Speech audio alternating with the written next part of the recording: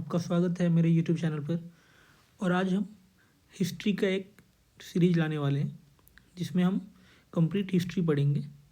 तो चलिए स्टार्ट करते हैं पहला लेक्चर हिस्ट्री का, जिसमें हम जानेंगे कि पीरियड्स इन हिस्ट्री, यानी कि हिस्ट्री के जो भी टाइम पीरियड्स हैं उनको हम एक बार ओवरव्यू कर लेते हैं ताकि आगे पढ़ने वाले लेक्चर्स में हमें कोई इशू ना आए। तो सबसे पहले जो हिस्ट्री होता है वो क्या होता है? History is the study of past. बस, history is simply study of past events. ये होता है हिस्ट्री। इसके 3 पार्ट हैं जो बेसिकली डिवाइड किए गए हैं 2000: pre history, proto history and history. Pre history क्या होता है? प्री हिस्ट्री वो उस टाइम का हमारे पास हिस्ट्री है या रिकॉर्ड्स है जिस टाइम पे हमारे पास रिटन रिकॉर्ड्स नहीं थे। ये क्या है? ये है प्री हिस्ट्री।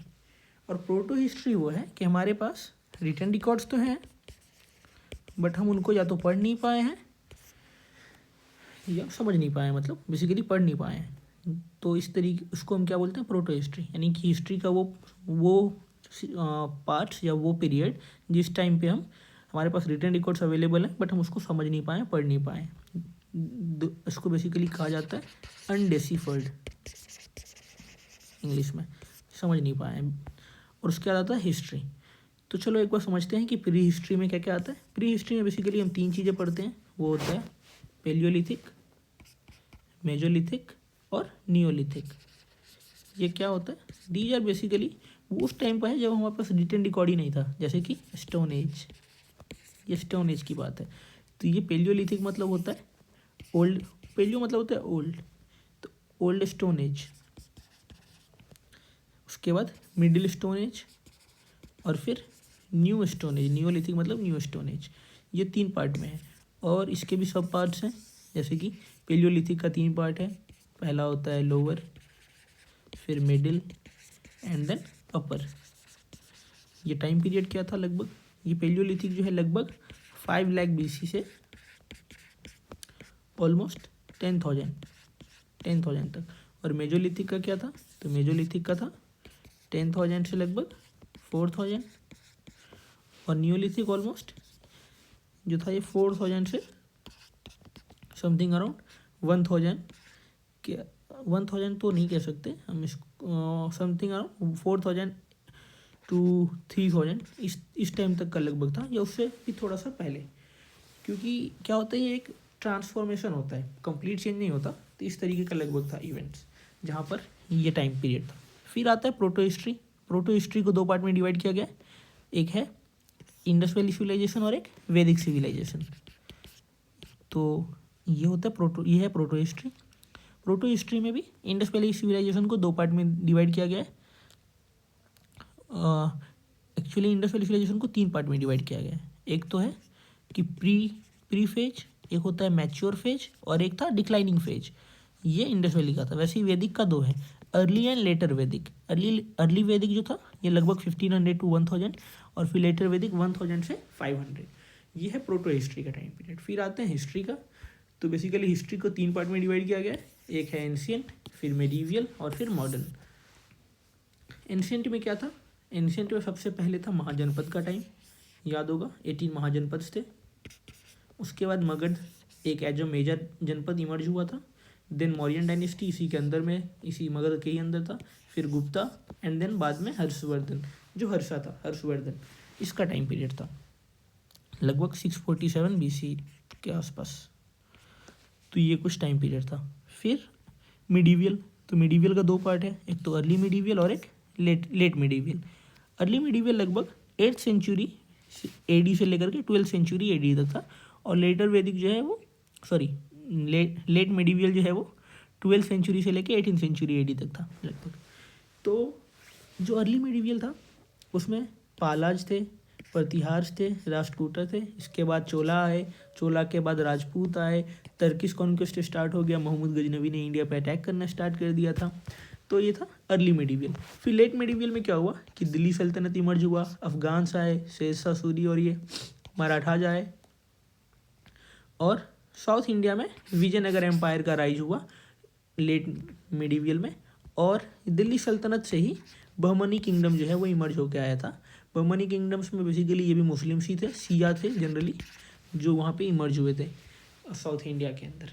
तो ये ओवरऑल जो था मिडीवियल था। मॉडर्न हिस्ट्री आप जानते हो कि जब यूरोपियंस आ गए थे तो उस टाइम के बाद जो था 18th सेंचुरी के बाद प्रेजेंट तक मॉडर्न हिस्ट्री ही चल रहा है।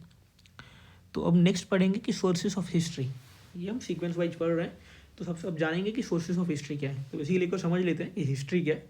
जैसे कि मैंने एक्सप्लेन किया था आपको, हिस्ट्री जो है वो रिकॉर्ड्स है पास्ट इवेंट का। जनरली ये क्रोनोलॉजिकल मैनर में होता है ताकि हम इसको सिस्टमेटिकली समझ सकें सारे इवेंट्स को। फिर हिस्ट्री जो है ये एक वर्ड हिस्टोरिया से डिराइव किया गया, ये ग्रीक वर्ड है। इसका मतलब होता है इंक्वायरी, यानी कि क्वेश्चन करना, knowledge acquired by any investigation, that is history. अब इसके सोर्सेज क्या क्या हैं? बिल्कुल, अगर हम हिस्ट्री पढ़ रहे हैं तो इसके सोर्सेज जानने होंगे। हिस्टोरिकल सोर्सेज जो हैं वो हैं जनरली दो टाइप के, आर्कियोलॉजिकल एंड लिटरेरी। ठीक है, आर्कियोलॉजिकल क्या होता है?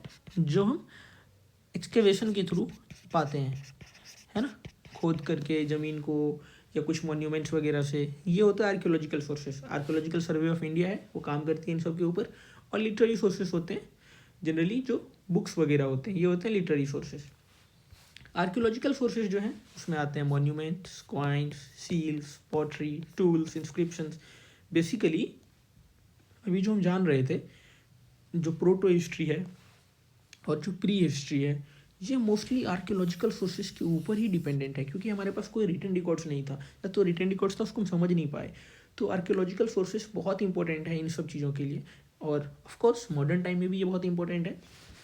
फिर आता है लिटरेरी सोर्सेज। लिटरेरी सोर्सेज के दो पार्ट हैं, Indian literature and foreign literature. Indian literature के अंदर एक तो रिलीजियस लिटरेचर थे पहले, और एक नॉन रिलीजियस थे, बिल्कुल। एंड फॉरेन लिटरेचर में मतलब जो कुछ फॉरेन राइटर्स आए थे, उन्होंने लिखे थे कुछ कुछ इंडिया के बारे में, तो उन सब से हमें पता चलता है कि क्या था। जैसे रोमन राइटर्स थे, चाइनीज राइटर्स थे, अरब राइटर्स थे। रोमन राइटर्स में जैसे कि थीसियस था, उसके बाद मेगास्थनीज थे, डायोनीसस थे, पटेलमी थे, इन सब के बारे में हम जानेंगे। फिर चाइनीज राइटर में ह्वेनसांग था, है ना, फाहियान था। तो इस तरीके के कुछ कुछ राइटर्स थे। और अरब राइटर्स में भी कुछ कुछ राइटर थे, जैसे कि Al-Biruni, Ibn Battuta. Ibn Battuta ने क्या लिखा था? रहीला लिखा था। अलबरूनी ने तहकीक हिंद लिखा था। तो ये कुछ अरब राइटर्स थे जिनसे हमें हिस्ट्री के बारे में पता चलता है। फॉरेन लिटरेचर था। इंडियन लिटरेचर अभी मैंने बताया कि रिलीजियस एंड नॉन रिलीजियस होता है। नॉन रिलीजियस लिटरेचर कैसा लिटरेचर है? जैसे कि संगम लिटरेचर, ये किसी रिलीजन के बारे में बात नहीं करता। This literature talks about the common people, how do they live, what was their culture, how did they work. इस तरीके का काम जो था ये इस तरीके के लिटरेचर में मिला, जिससे ये काफ़ी इंपॉर्टेंट रोल प्ले करता है मैं हिस्ट्री को समझने में। वैसे ही अर्थशास्त्र है एक, अर्थशास्त्र जो है वो कौटिल्य ने लिखा था ड्यूरिंग द मौर्यन डायनेस्टी का, ये सब कुछ बताता है। वैसे ही अगर हम देखें तो कालिदास के कुछ थे लिखे हुए बुक्स, तो इस तरीके के बुक्स जो थे नॉन रिलीजियस थे, बट हमारे लिए बहुत इंपॉर्टेंट था। अभिजम शकुंतलम। चलो अब हम बात करते हैं रिलीजियस के। तो रिलीजियस लिटरेचर भी तीन तरह के होते हैं, एक तो बुद्धिस्ट, एक ब्राह्मणिकल और एक जैन। बुद्धिस्ट एंड जैन, यानी कि बुद्धिज्म और जैनिज्म बाद में इमर्ज हुआ था आफ्टर जो ये वैदिक जो आया था, वैदिक कल्चर, उसके बाद ये इमर्ज हुए थे। ये बुद्धिस्ट जो था जनरली पाली में लिखे गए थे, एंड जो जैन था वो प्राकृत में लिखे गए थे। ये बहुत इंपॉर्टेंट है जानना, पाली में क्यों था और प्राकृत में क्यों था, इसका सिग्निफिकेंस क्या है। एक्चुअली ये पाली में यानी कि कॉमन लैंग्वेजेस में थे, पाली एंड प्राकृत, क्योंकि संस्कृत समझना बहुत मुश्किल था लोगों का। ये एक वन ऑफ द रीजन था बुद्धिज्म और जैनिज्म को इमर्ज होने का।